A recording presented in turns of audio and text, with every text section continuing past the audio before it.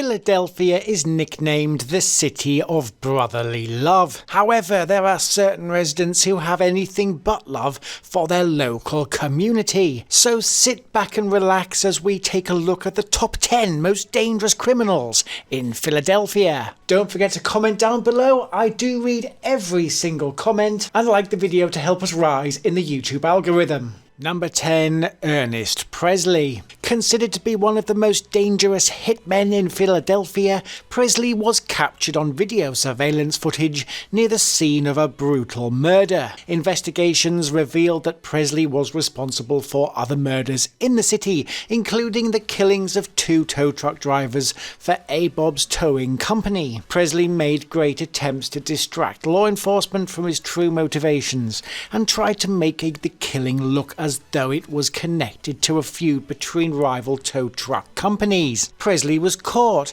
thanks mainly in part to the CCTV evidence and the pawning of a Rolex watch after the attempted murder of one victim, only for his true reign of terror to become known to police. He was later revealed to have murdered 5 people and was deemed a true menace to society, being handed 5 consecutive life sentences at trial. Number 9. The Frankford Slasher. Another as yet unsolved case, the Frankford Slasher refers to a series of murders that occurred in Frankford, Philadelphia in the early 20th century. The murders took place between 1985 and 1990, and they were characterized by a similar modus operandi, with the victims, mostly women, attacked and placed in various locations. The case garnered significant media attention and struck fear into the community due to the apparent randomness and brutality of the killings. Despite extensive investigations by law enforcement, the identity of the perpetrator remained elusive for years. One of the key suspects in the case was a man named Leonard Christopher, and he was arrested and charged with several of the murders in 1990 following an investigation that involved DNA evidence. However, Christopher maintained his innocence and claimed that he was coerced into confessing by the police, and in 1991 he was acquitted of all charges. The Frankford Slasher case remains unsolved to this day, and it is one of the most notorious unsolved murder cases in Philadelphia's history. Number 8. Willie Sutton. Willie Sutton was a notorious American bank robber who gained infamy during the early mid-20th century, becoming one of the most prolific and celebrated criminals of his time. Sutton's criminal career began in his teenage years when he started committing petty thefts. Over time, he escalated to more serious crimes, eventually specializing in bank robberies. Sutton was known for his meticulous planning, smooth execution, and the ability to elude capture for extended periods of time. One of the hallmarks of Sutton's notoriety was his charm and wit, and he became a folk hero of sorts, known for his quips and clever responses when dealing with the media and law enforcement. When asked why he robbed banks, Sutton supposedly replied, "Because that's where the money is," although there is some debate as to whether he said those exact words. Sutton's criminal career spanned several decades, during which he was arrested numerous times and spent a significant proportion of his life behind bars. He became a master of disguise and was known for using various aliases to evade capture. Despite his criminal exploits, Sutton was also regarded as a gentleman bandit by some, and while he reportedly never harmed anyone during his robberies, he gained a degree of sympathy from the public for his daring escapades. Sutton's criminal career came to an end in 1952 when he was finally apprehended after a string of bank robberies. He was sentenced to multiple years in prison, but eventually gained parole in 1969. After his release, Sutton became somewhat of a celebrity, publishing an autobiography titled Where the Money Was. He has also made public appearances and given interviews discussing his life of crime and reflecting on his experiences. Willie Sutton died on November 2nd, 1980 at the age of 79, and despite his criminal past, he remains a fascinating figure in American history. If you're enjoying our true crime content, then don't forget to check out our top 50 most dangerous serial killers video. It's linked below in the description and of course at the end of the video. Number 7. Carl Gorgasian. Carl Gorgasian, also known as the Friday Night Bank Robber, gained notoriety for his string of bank robberies committed primarily on Friday evenings. Having earned a degree in physics from Carnegie Mellon University, Gorgasian, despite his academic achievements, turned to a life of crime. Gorgasian's method of operation was meticulous and calculated, and he would meticulously plan his heists, often targeting banks in affluent areas. His robberies were marked by precision, speed, and remarkable abilities to evade capture, with Gorgasian's cunning strategies including wearing disguises, utilising stolen vehicles, and employing various diversionary tactics to confuse law enforcement. Over the course of his criminal career, which spanned from 2001 to 2002, Gorgasian is estimated to have robbed approximately 50 banks across multiple states, amassing a considerable sum of money. Despite the efforts of law enforcement agencies, including the FBI, Gorgasian managed to evade capture for over a year. However, in September 2002, his luck ran out when he was finally apprehended by authorities following a bank robbery in Erie, Pennsylvania. In 2003, he was sentenced to 17 years and 8 months in federal prison after pleading guilty to multiple charges related to bank robberies. Number 6. Joseph Klinger. Klinger's criminal activities began in the late 1950s when he started engaging in various forms of fraud and petty crimes. However, his criminal behaviour escalated in the 1970s when he teamed up with his teenage son Michael Klinger to commit a series of violent crimes. Suffering from mental illness and having a history of psychiatric hospitalizations, Joseph and Michael embarked on a spree of robberies, rapes and murders in the Pennsylvania and New Jersey areas. They targeted individuals at random, often breaking into homes and assaulting their victims before robbing them with their crimes marked by extreme brutality. One of the most notorious incidents associated with Joseph Klinger is the murder of Maria Fashing, a nurse in the New Jersey in 1974. Father and son's duo crime spree came to an end in 1975 when they were apprehended by authorities, and Joseph Klinger was found guilty of multiple charges, including murder, and was sentenced to life imprisonment. Number 5.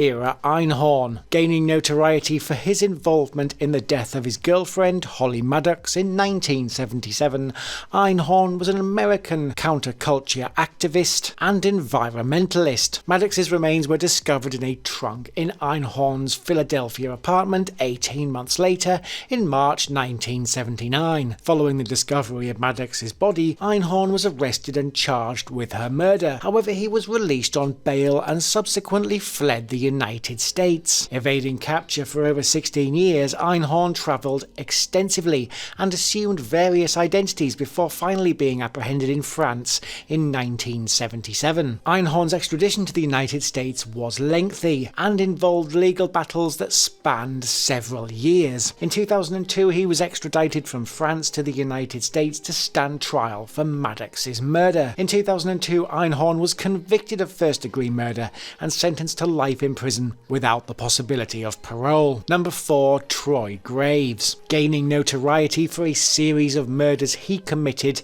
Graves worked as a pizza delivery driver at the time of the crimes. Graves' killing spree began in 1999 when he murdered 2 women in separate incidents. Both victims were shot, and Graves' modus operandi involved targeting young women who were alone at night. The area was gripped with fear as more murders occurred, and though for the following years all the murders bared similarities to Graves' earlier crimes. It wasn't, however, until 2001 that Graves was apprehended and was arrested in the state of Illinois after being linked to DNA evidence found at the crime scenes. In 2002, Troy Graves pleaded guilty to the murders of Cunningham and DeWitt, as well as attacks on 2 other women, and he was sentenced to life in prison without parole. Number 3. Keith Gibson. Very little is known about Gibson's early life, other than that he was born in 1982 in Philadelphia and was the only son of 15-year-old Christine Gibson. Keith dropped out of school early, spending most of his time on the streets, and was prosecuted 9 times for various charges and arrested more than 12 times crimes for parole violations. In the early morning of the hours of July 6, 2008, Gibson was committing a robbery when things went wrong, resulting in the shooting of 36-year-old Stanley Saivon Jones. Convicted of the murder charge and unlawful possession of a weapon, Gibson was given a 20-year sentence, of which he only served 12 years. Violating the conditions of his parole after leaving prison, Gibson entered a trader's store in the Germantown neighbourhood and shot 2 people. He then went to his mother Christine's workplace and opened fire on her, killing her instantly before he was picked up and returned to prison for the parole violations. On May 15, 2021, Gibson entered a Metro by T-Mobile store after being released from prison. On May 15, 2021, Gibson entered a Metro by T-Mobile store in Ellesmere, Delaware, where he had just left prison and attacked the clerk, fatally injuring her. Next, he returned to Philadelphia and robbed a Dunkin' Donuts store, executing the store clerk, Christine Lugo, and failing to conceal his identity. While police hunted Gibson, who was now the prime suspect, he killed again, this time shooting 42-year-old drug dealer Ronald Wright in Wilmington, Delaware, during a street robbery. Gibson was arrested by police officers in Wilmington shortly after robbing a local Rite Aid at gunpoint, and it was revealed that 3 other people had survived his actions earlier that day. At the time of his arrest, he was armed with a revolver and was wearing body armour, but offered no resistance. He received 2 whole life terms for the crimes in Delaware, and Gibson is now awaiting extradition to Philadelphia, where he is expected to stand trial for the remaining 4 murders. Number 2, Gary Heidnik. Diagnosed with antisocial personality disorder and schizophrenia, Heidnik was raised in Ohio and had a troubled childhood. Heidnik's criminal activities came to light in the 1980s when he abducted several women in Philadelphia. In November 1986, Heidnik was arrested after one of his victims managed to escape and alert authorities. And during his trial, the gruesome details emerged about Heidnik's crimes, including information on a makeshift dungeon in his basement where he kept his victims captive. Dubbed the House of Horrors Killer by the media, in July 1988 he was convicted of 2 counts of murder and sentenced to death. Heidnik was executed by lethal injection on July 6, 1999 at the State Correctional Institution in Rockville, Pennsylvania. Number 1, Harrison Graham. Born in 1965, Graham had a troubled upbringing and was known to have a history of mental illness, with his criminal activities coming to light in the late 1980s. Graham's modus operandi involved luring his victims to his apartment, where he would attack them and dispose of the remains in trash bags on Philadelphia's streets. Graham was arrested and subsequently confessed to the murders of 7 women between 1986 and 1987, many of whom were street workers. In 1988, Harrison Graham was convicted of multiple counts of murder and initially sentenced to death, later commuted to life in prison without the possibility of parole. The case of Harrison Graham remains one of the most notorious instances of serial murders in Philadelphia's history, yet he never earned the one thing he desired the most, a coveted nickname for his crimes. He is currently held at the State Correctional Institution in Cole Township. Thanks for watching this video on the top 10 most dangerous criminals in Philadelphia. Comment down below if you think I missed anything or anyone important, or if you have an opinion on the content. Hit the like button to help us trend in the algorithm, and subscribe for more great true crime related content coming this month.